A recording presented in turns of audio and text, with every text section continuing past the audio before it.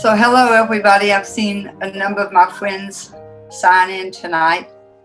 I think we've finally got all of the glitches worked out. I'm actually, for me, sitting in my own home in a small office upstairs, and it's nice to see all of your names as you sign in. Um, we might see my grandson tonight. He was just up here with me for a second. He'll probably run in and out in the next hour. He's downstairs baking cookies with Junie. So before I got on today, I went and looked to see what the latest statistics were here in North Carolina and in the United States. And it was interesting to see that even though we've had such a small number of cases in North Carolina, only 4,500, that they jumped over 200 yesterday, and that was a big jump for North Carolina. We've only had 81 deaths here in our state. But one of the things I saw as I started looking at the statistics is that there are, as we've all seen now, a lot more younger people. At first we were thinking that it was just going to be, those who are over 65 who basically ended up getting the virus and having difficulties with it. The good news, and maybe not so good news for those of us who are over 65, but still, if you have to look at it in the great scheme of things, it is good that 80% of the deaths are still those of us who are over 65. So, this puts us in a different place and tells us a little bit more about what we should be doing and, how we should be more protective of maybe the younger population. But I've been surprised to see how many younger people were still nationally in the statistics. So another thing I've seen recently is today I opened the email, and I guess because I'm looking up COVID so much, a big ad jumped up, and it was for something called Peak Organic Alkalizing Greens. And I went and checked it out just to see, what they were advertising. And it was kale, carrots, parsley, broccoli, spinach, apples, blueberries, flaxseed, seaweeds, and probiotics. And the interesting thing is I believe that all of these are really good things for us to be eating and consuming. I question the wisdom of taking something in what's supposed to be basically giving the nourishment we get from food in just a little pill. So it's one of those things. Please be careful about all of the information you're getting over the internet now. And, be careful of mine too. In looking at tonight, I'm going to start off just reviewing a few things I've said before. And one of those is really looking at exercise, because we do have more time for exercise right now. And I really want to encourage you not to rush out and start a running program or start a weightlifting or a jogging program. The very first night I talked about what's good for the liver and the lungs. And the exercise that I continue to promote is a relaxing stroll, walking gently, because, at this point, pushing ourselves in a weightlifting program or even in a cardiac new exercise program is not what would be the best for us with this epidemic. So, go out, stroll. If you're strolling for an hour and you don't have knee or back problems, you shouldn't have any issue. If you can't talk, to whomever you're with when you're walking. While you're walking, then you need to slow down. Walk at a speed where it's comfortable to talk also. What that does, it helps to open up the diaphragm, and it allows the lungs to really expand. And that's one of the things we really want to work on right now, is breathing deep, deep into our lungs and feeling them expand completely. Because just when we're sitting here like this, we're really not, breathing really, really deeply. So make sure when you go out walking that you stop talking every few seconds and every minute or so, and take a real deep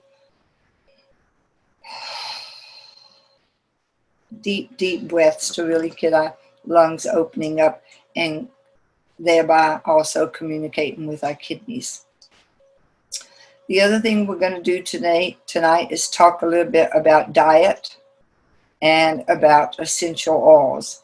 And I'm going to recommend some things for you to have at your house. So if someone in your family begins to get sick, you don't have to panic, you don't have to stress. It's in early stages, and I'm going to give you a few foods that you need to have at home to immediately cook up and start feeding that person. We'll also talk about a bath that you do immediately at the first sign of illness. The other thing I'm going to talk a little bit about is stress. Stress for some people, if you're home 24/7 and you're by yourself, is going to be really, really big. So I really want to encourage everybody to make sure that you're on the phone or you're doing FaceTime, you're chatting with people you love and care about. Those are the things that are really going to help us to get through a stressful time. It's interesting, how much it's, let's see if I could fix that a little bit there. Looks like there was a big glare behind my head. It's interesting, how greatly stress impacts everything. For example, it certainly has a tremendous impact, we know, on blood sugar. And those are one of those things that we tend to think, oh, it's all about what we eat. And it's absolutely not. Stress impacts everything. And, if you're sitting there afraid every second of the day, then it's impacting negatively on your health. And it's hard not to, get afraid or concerned at some points in time. But just make sure that's a little bit of a time, and it's not a place that you're staying in all the time. So exercise, manage, look at your stress levels, figure out what you need to help you. If it's a book, I have to tell you, I confess, I started watching Supergirl, okay? And so for me, it's watching Supergirl. And then I got so bad that I watched too many episodes of it. So now I don't bring my computer home most of the time, so I don't go crazy. But, find something fun to do. And, not having a TV. Unfortunately, Rachel was kind enough to share her Netflix password for me, which makes it just as bad sometimes.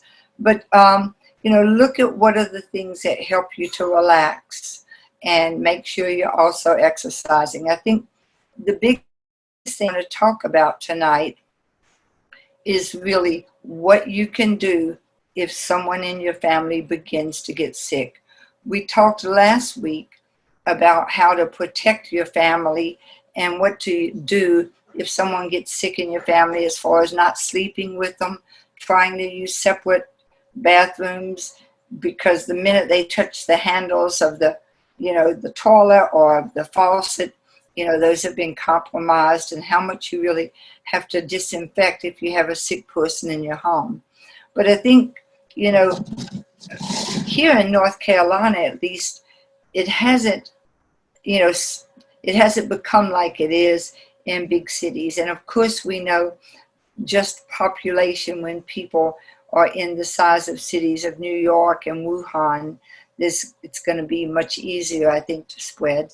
But I think that we really haven't reached the max here in North Carolina at this point. It's still continuing to grow every day. So, we have to stop and look. Usually the first symptom is not going to be a heaviness in your chest. It's not going to be that your oxygen saturation drops down below 90.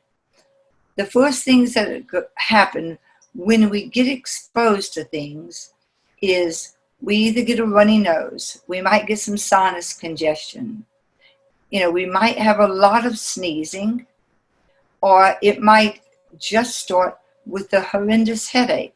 That's one of the symptoms it started with.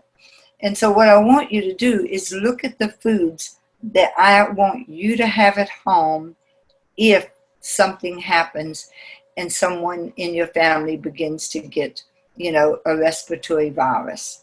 So I want you to go out and buy fresh ginger, okay?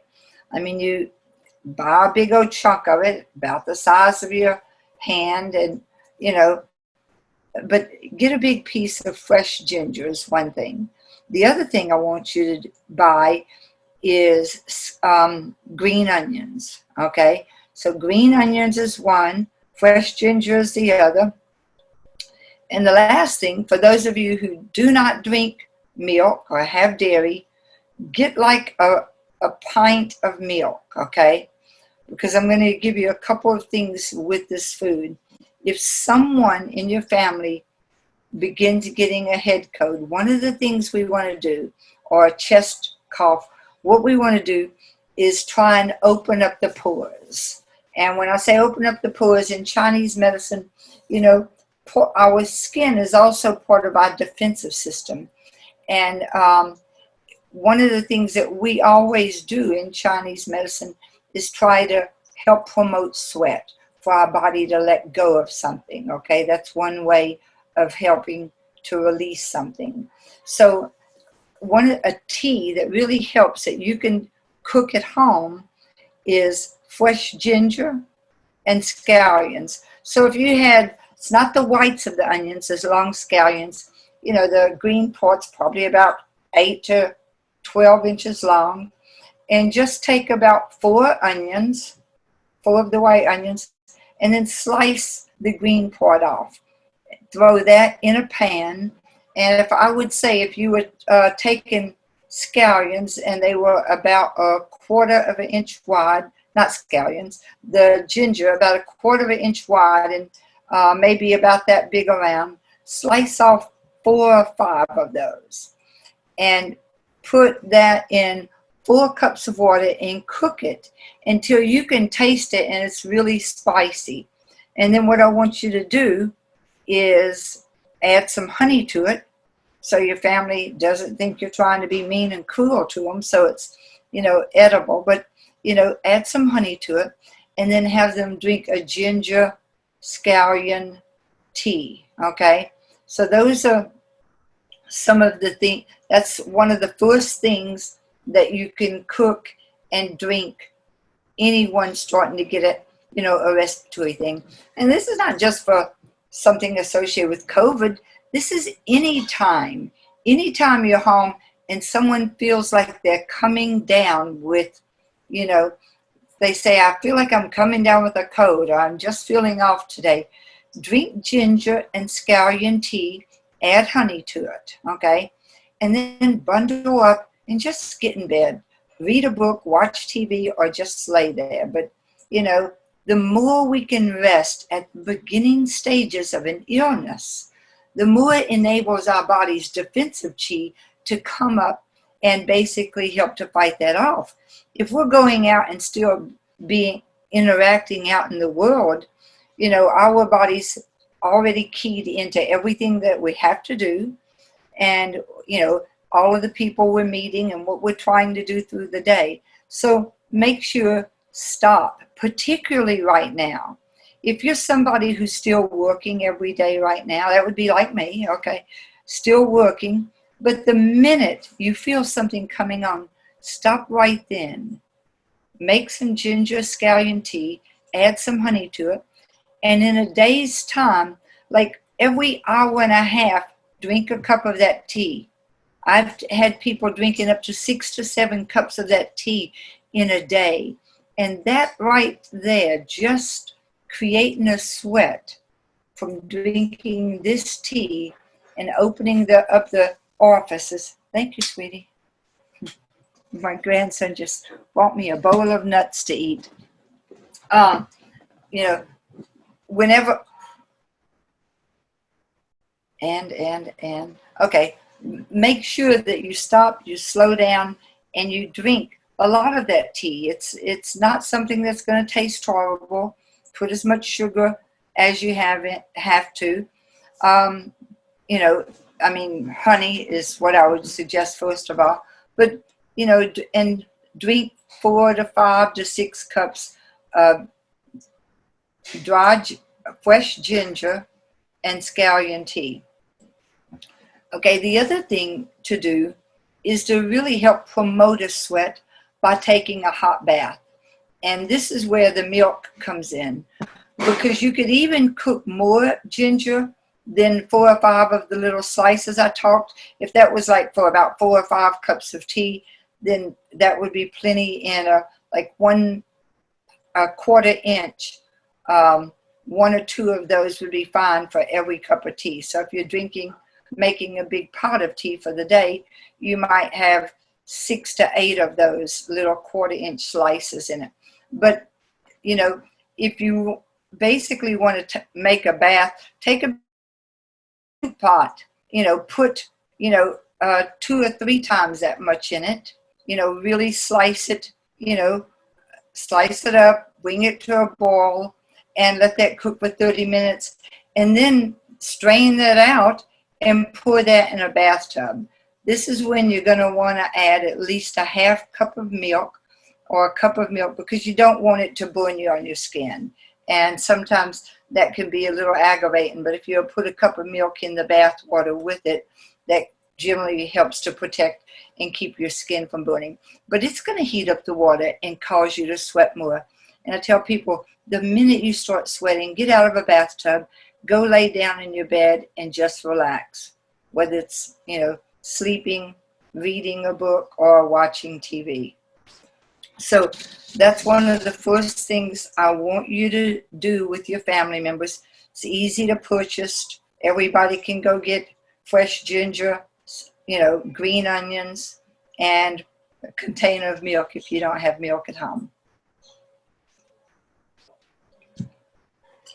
I guess I received some questions about fasting, and I think I spoke last time about not doing any big fast at this point in time. This is not a time to start cleansing, because once we start cleansing, sometimes we end up having a healing crisis.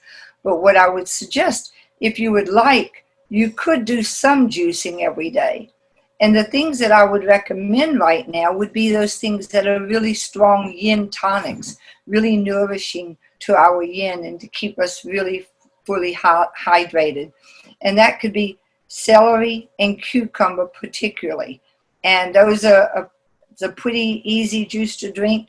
But I found out that adding a 1/2 of a lemon to anything, but celery and cucumber, again, nourishes our yin, and if you add a lemon to it, it also helps to alkalize the body. People have asked me about doing a juicing regime with highly cruciferous vegetables. And, that's it's certainly good. You could add something in there. The only thing I want to remind you is if you have any type of thyroid problems, you probably don't want to be adding in a high amount of cruciferous. We're moving to a time now where we're changing seasons. It's hard to imagine, because here in North Carolina, we've been jumping back and forth from really warm days to really cool days like today. But in Chinese medicine, diet has not just to do with the foods we're eating. And that's a difference between most nutritional programs. In Chinese medicine, it's always about evaluating the person and their constitution. because it's not just about the food we eat, but it's about the strength of our digestive system. And the digestive system in Chinese medicine has to do with the spleen energy and the stomach energy. We call it the earth energy, where most of our foods come from the earth. So from our perspective, the spleen and stomach need to be really strong, and that determines how much nutrients we extract from the food. Because, if your digestive system is really, really compromised and you eat a lot of foods and you end up getting bloated after every meal, or you eat a meal and you're immediately exhausted, okay, because basically your body's struggling to, we talk about internal dampness and turbidity, and the food creates a turbid environment because your body's not able to digest it well. So from a Chinese medicine perspective, it's not just about the food, but it's also about how well you're able to break down that food. And so if you're having problems, with food, there's a couple of different things that you could consider. There's some, if we look at digestive enzymes, what are those foods that can help us to digest anything, okay, that has been, oh my goodness, the word ran out of my mind. Fermented, any kind of fermented foods, vegetables, pickled vegetables, these will really help your digestive system. So I would suggest that you eat a little bit of fermented foods with every meal, okay? And it's easy, whether it's pickles, whether it's, cabbage, anything that's a little fermented will help with your digestion. So that's one of the things that I would suggest. Another thing is always, again, watching, combinations of food. Some things just don't combine very well together. And there's so much you can do through food, for maintaining health. But during the winter, we've been eating, hopefully, mostly cooked foods, lots of soups. These are the things that are coming about during the winter. As the summer comes here and spring gets here, we're going to end up eating more raw foods. But one of the things that I want to talk about are those foods that specifically help to nourish the lungs. And that's lotus root. And lotus root, sometimes you can't find those in every store, but we tend to have them here in the health food stores in Asheville or in a Chinese market. But lotus root is particularly good for the lungs. And so if you have some issues with your lung energy being weak, then I would suggest that you look for lotus. The other thing I talked about was pears last time. Zucchini and squash, both of those nourish the spleen and stomach. And if it nourishes the spleen and stomach, it's also going to nourish the lungs. Another thing that's particularly good, and at this point in time, if you're still in a really warm, a really cold environment where it's not really hot yet, make mushroom barley soup. Barley is particularly good for the lungs. It also helps to resolve internal dampness. And the mushrooms I'm going to recommend that you utilize are maitake, shiitake, and in North Carolina right now, it's possible to get fresh reishi mushrooms. So, but maitake and shiitake, but mushroom barley soup is particularly a good strong tonic. And you can just Google on the internet. It's not like I need to sit here and give you a lot of ingredients if I tell you the main things. The other thing is, if you've tended to have some anemia or blood deficiency, and blood deficiency could just be if you look at your tongue and it's really pale, okay? That's a sign in Chinese medicine that you may be a little blood deficient.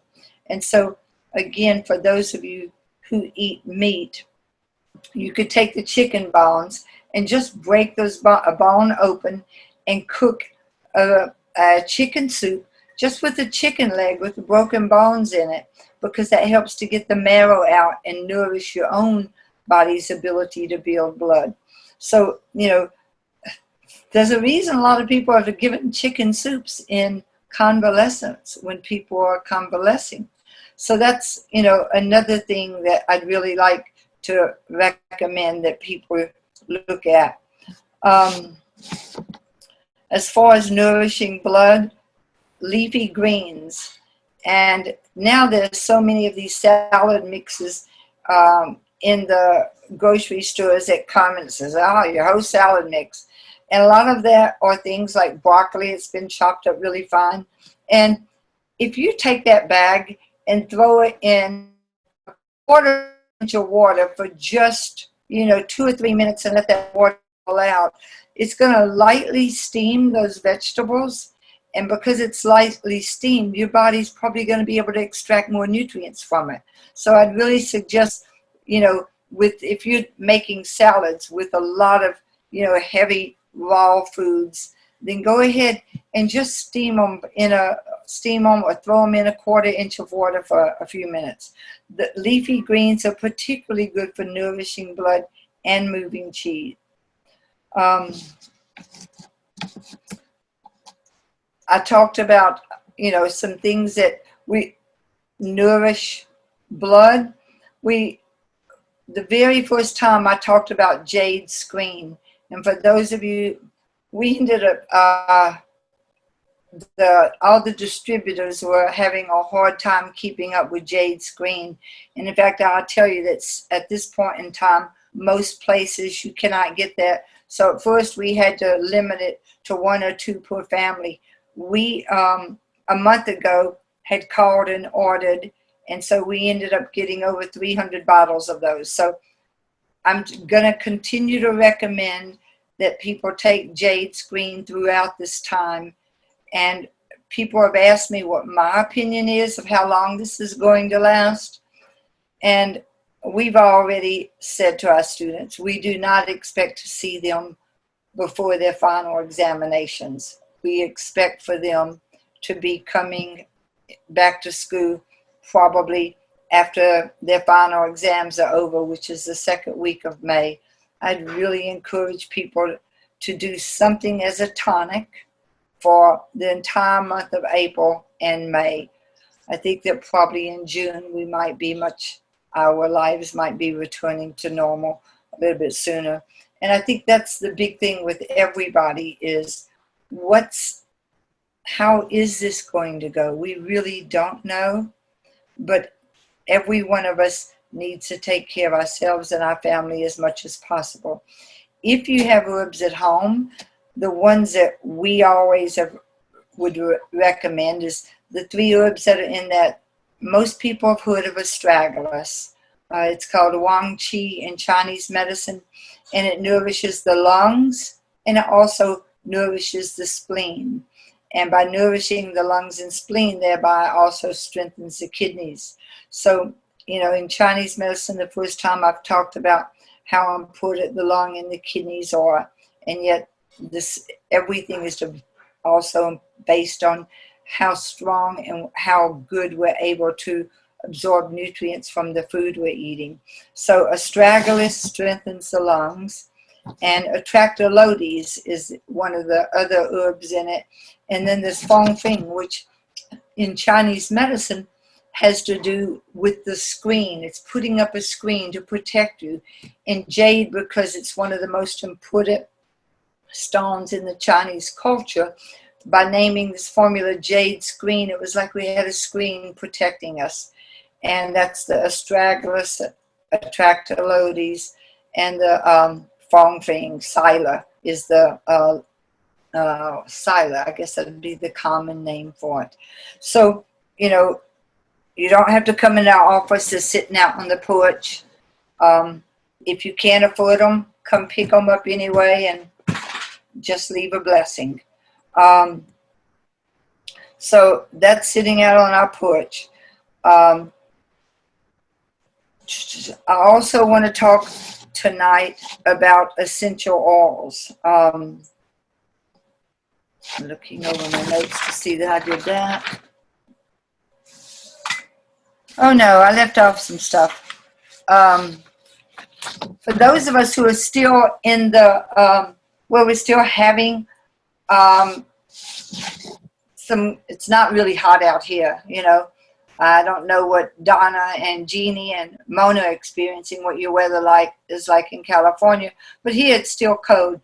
And so one of my favorite recipes that I encourage people to have is root vegetables, because anything that's a root is also nourishing our root. So it's nourishing our digestive. So you take something such as carrots, parsnips, even butternut squash, beets, and you chop them up in cubes, you know, throw it all in a big pan with olive oil and, you know, maybe some basil on top of it, and roast it for an hour and a half, because roasted root vegetables is one of the most strengthening things. During the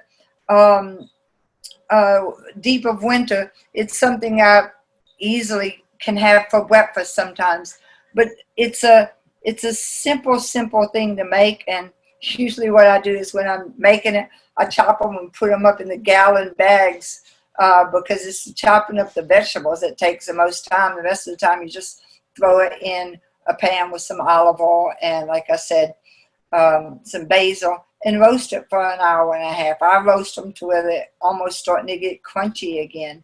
But roasted root vegetables is an excellent food because it also helps to nourish, like I said, the source, the root.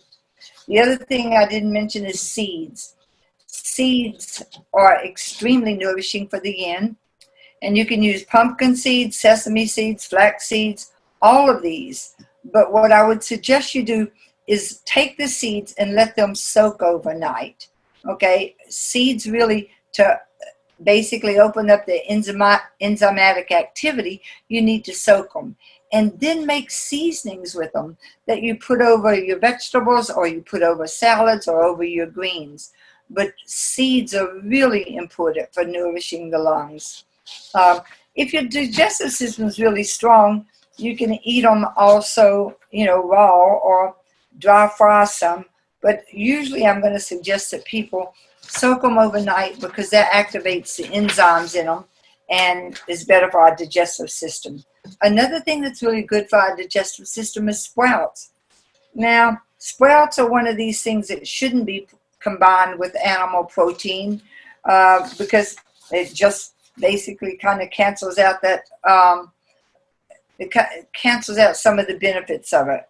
The other thing that's really good for the lungs is nuts. You know, small amounts of nuts. Not if you're eating a whole bunch of handfuls of nuts, but almonds and pine nuts are particularly good for nourishing the lung yin. That we talk about pecans and hazelnuts being good for the liver. Brazil walnuts and chestnuts nourish the kidneys. So, and pistachio nourishes heart yin. So even nuts, if you look at them, each nourish different organ systems. And so, you know, that's another thing I'm going to recommend. But again, I'm talking about a handful of nuts. And let me caution you, if you have problems with your gallbladder, not only should you not be eating dairy and cheese, but nuts are also, anything that's going to be particularly oily or greasy is going to create problems for you. So, you know, stay away from nuts if you're having any kind of gallbladder issues. Oh, good. It's good I had those notes to see. I'd written some stuff down and just left that aside. So,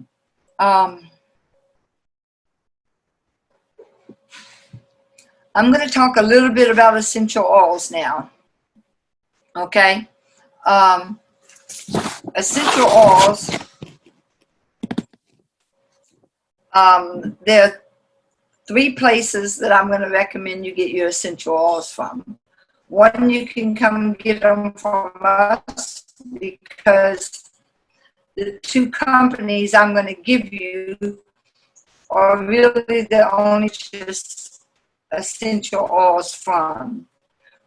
Aromatics in California, Swiss Aromatics. I just said my internet connection is unstable. Can somebody tell me if you can still hear me well? Because, of course, I can't see anybody.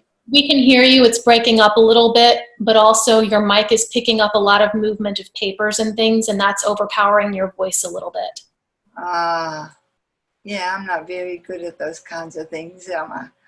Okay, it's also really raining and having some thunderstorms out here. So I'll talk a little bit slower and I'll stop making all the noise with my notes. So I mentioned that the Chinese Acupuncture Clinic, we only purchase essential oils from 2 companies, Swiss Aromatics, and my dear friend Evelyn owns a company called Alchemica Botanica. Alchemica Botanica. And that'll be posted. We'll post the numbers for both of those. But I'm going to suggest some essential oils also. Now, with essential oils, we use them for a number of different things. We diffuse them through the air.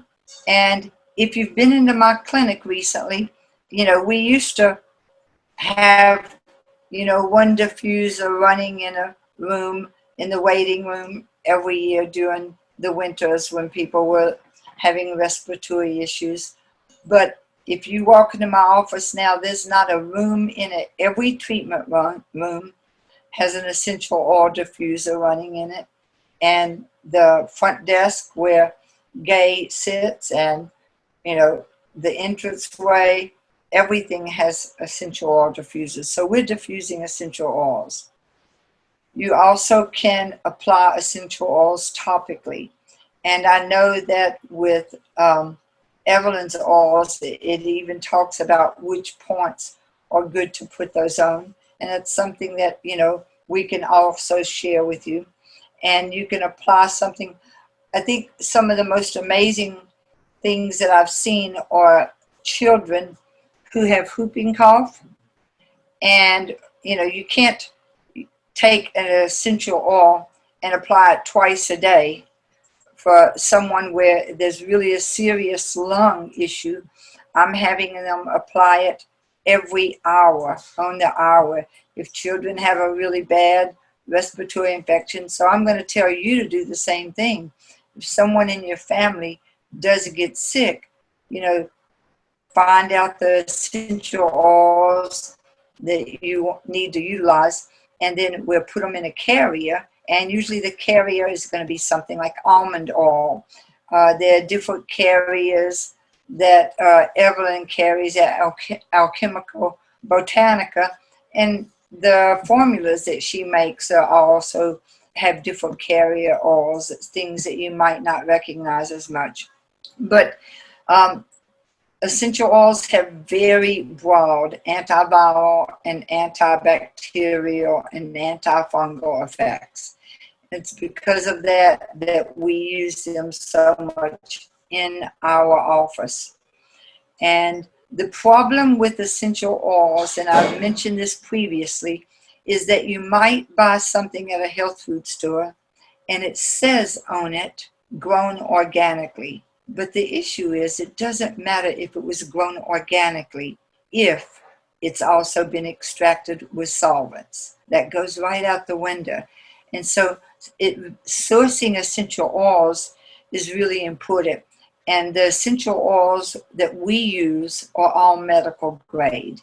That means if I give you a formula and tell you to put 2 drops in a hot cup of honey water and drink it, it's going to be safe for you. You're not going to be drinking an essential oil that was sourced via solvents. So you always want to use medical grade for topical application or internal application. If you're diffusing it, it's okay to go buy something in any store you see without them being medical grade. But if you're going to put something on your body that gets absorbed or you're going to ingest it, you need to make sure that the person who's selling it will tell you that it is medical grade, because that is something that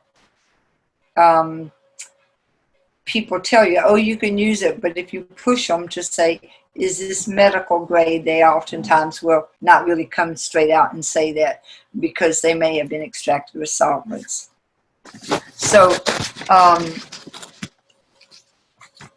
in looking at the essential oils that we're recommending right now, most of those have to do with tonifying both the kidney and the lungs.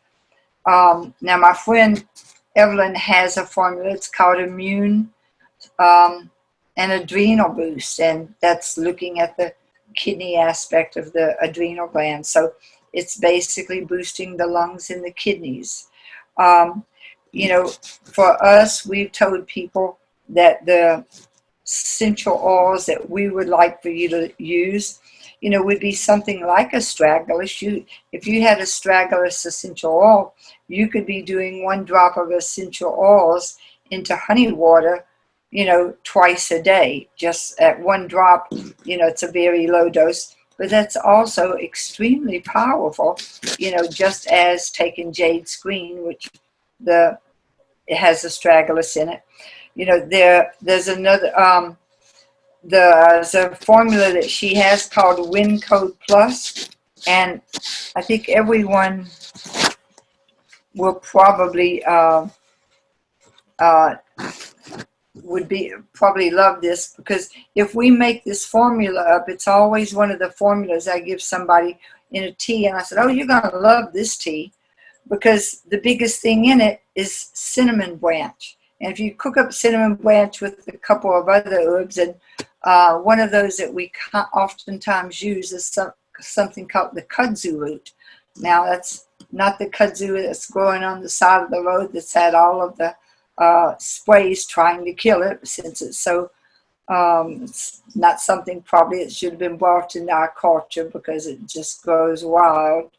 But kudzu, the root of that, is also very, very important in those first days when someone's getting sick. Like if you have a lot of muscle, neck tension, and shoulder tension, you wouldn't walk into our office and talk to us without us giving you Gogin, which is kudzu root, and also guiza, the cinnamon branch. If you get to a point to where you're having wind heat and you've gone, the code is transformed into heat, everybody that comes to see me has heard about yin chow. And the 2 main herbs in that we talk about are honeysuckle and forsythia.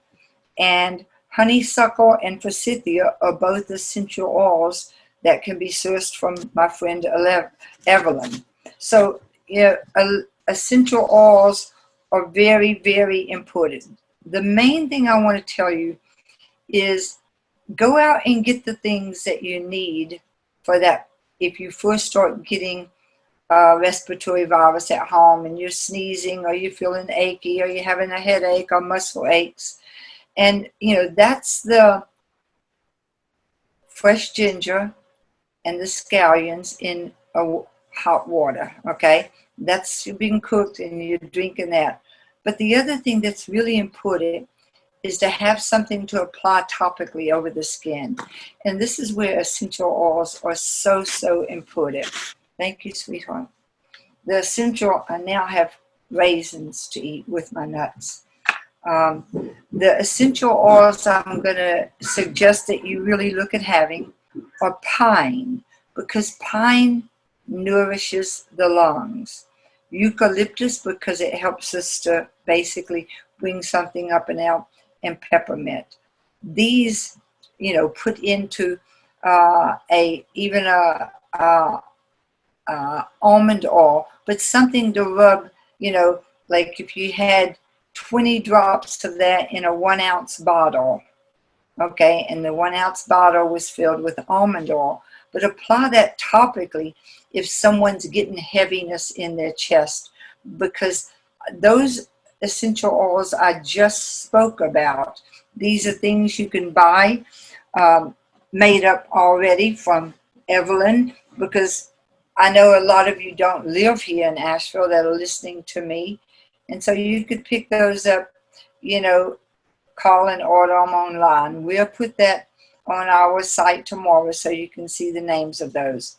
But the other thing is we have a lot of really, when we knew this was starting, the other thing I did is I probably bought 4 dozen of essential oil diffusers, just little ones. And what I would tell you is the time that it's really important is when you're right in bed at night, because you can put one right by your bed so it diffuses all night long. So that's the other thing. So, you know, these are the things that I'm going to suggest at this point in time. If you have any questions, now is the time. Oh, I see they've already put up Swiss Aromatics and Alchemical Botanica. The Alchemical Botanica, again, my friend Evelyn goes to China because what she's now doing is sourcing Chinese herbal medicines and the essential oils, which makes them so much stronger. Just like I was saying, the yin chow, those 2 herbs, honeysuckle and forsythia, that are such the main ingredients in that. You know, those are now essential oils that she's sourcing, and she's sourcing a lot of the Chinese herbal medicines. So you can go on and look at her internet, and I see it's up there.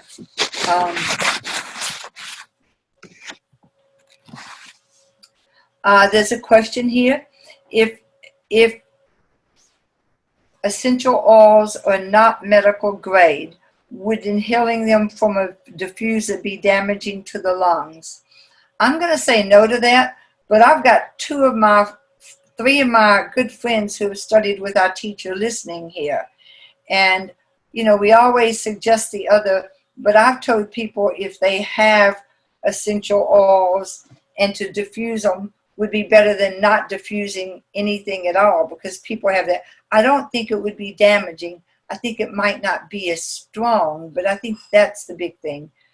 Please feel free to jump in, Mona, Donna, or Evelyn, if you feel differently and have more information there. But now is the time that, you know, we've got 10 minutes, 8 or 9 minutes, if you'd like to ask any other questions.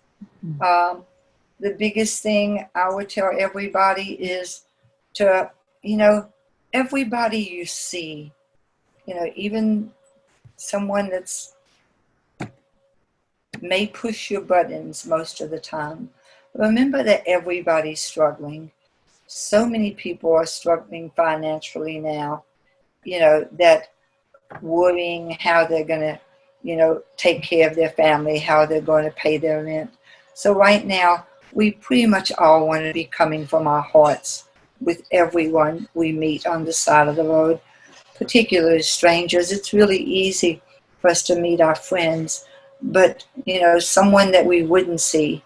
And if you have the ability to help out with the homeless in your community, you know, or to share, whether it's herbal medicines or sometimes it's just sharing anything from your heart. You know, it doesn't have to be anything physical. So I soak seeds in water. Now, you know, I have a well. I live way the dickens out in the country. I was kind of bummed because by this time this came on, you couldn't see all the trees behind me. But just you soak them in water overnight, okay? And then the next morning, you know, you could grind them up and put them in a blender, put some seasonings in, and make sauces for them or for over your vegetables. So thank you for joining, and I'll continue to watch.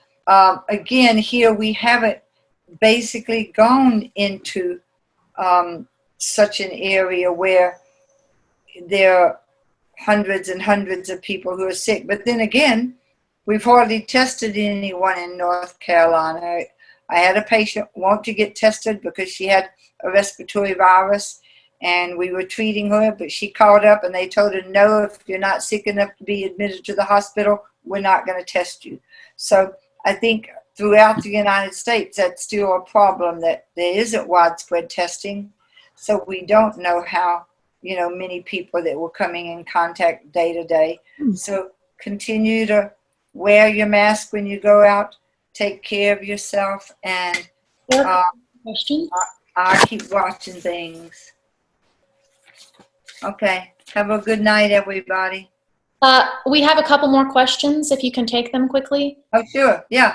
One is about, is it a good idea to be proactive and drink the ginger and scallion tea before you have any symptoms or respiratory distress? No, I would say let's, a small amount of ginger tea. But when I tell you to drink it 4 or 5 slices here for a couple of cups, that's becomes medicinal in nature. So we're not going to, we only take things if we really need them. We're not going to be doing that. If you want to boost your immune system right now, then that's when to take some, some gentle tonics. Mushrooms are particularly good for boosting the immune system. You could pick up some mushroom tinctures in any health store in the United States. So it doesn't matter where you live. You could go to see your local acupuncturist, whether you're in California, wherever. Hopefully you have a local acupuncturist. If you don't, call someone, tell them that you want some jade windscreen, or look for some mushrooms in a health food stores. But that's what I'm going to recommend. Use the scallions and the ginger at the first signs. That's like your cinnamon and kudzu root that you. So that's what that's for at this time, to help bring something up and out before it really goes in and turns into a down peak condition. Can you also reiterate what essential oils you recommend for diffusing? I know that my friend Evelyn has something in her. She has a couple of formulas. What we usually recommend for diffusing is pine to strengthen the lungs, and then also something like eucalyptus, okay? And we usually have people put tea tree, but pine #1, because anything from the evergreens tonifies and strengthens the lungs. So that's would be the most important ingredient. So maybe it would be 50% pine. So maybe 10 drops of pine, 5, well, let's see, that would be a topical. If you're diffusing it, do a 2 to 1, where the pine is 10 drops and eucalyptus is 5 and tea tree is 5, okay? And that would be something for diffusing. You might not need 20 drops depending on the size of the diffuser, but that would be the amounts that I would use. And you might put 4 or 5 drops in it based on the size of the diffuser. Great. Thank you very much. Okay, everybody have a wonderful, wonderful night. And send questions, and that can also help me develop what I talk about next week. Okay, hope to see y'all next week. Bye-bye.